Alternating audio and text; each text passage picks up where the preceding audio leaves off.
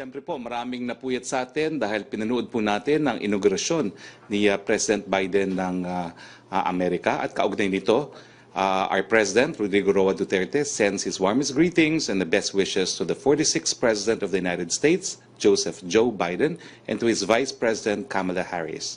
America has once again shown us how deep are its roots in democracy.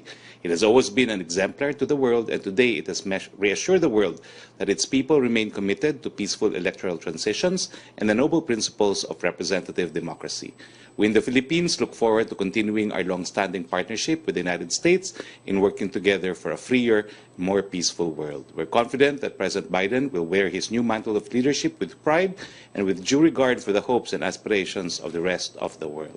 Pasensya na po, pero Ingles para maintindihan po ng mga Amerikano.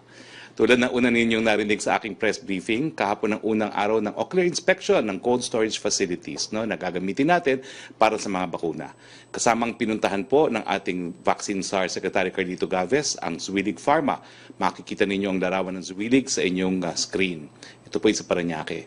May kakayahang ang cold rooms ng Zuwilig Pharma na matatagpuan sa iba't ibang bahagi ng Pilipinas na makapag-hold ng 650 million vaccine doses, habang ang walk-in freezers ng Zuwilig na may temperatura mula -50 hanggang -25 degrees ay nakakapagtago ng 40 million doses.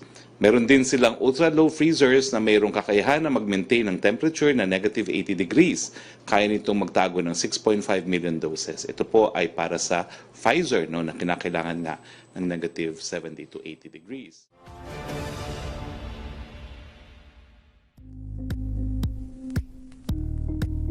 Thank you for watching Politico TV. Please like and subscribe to our channel for more videos.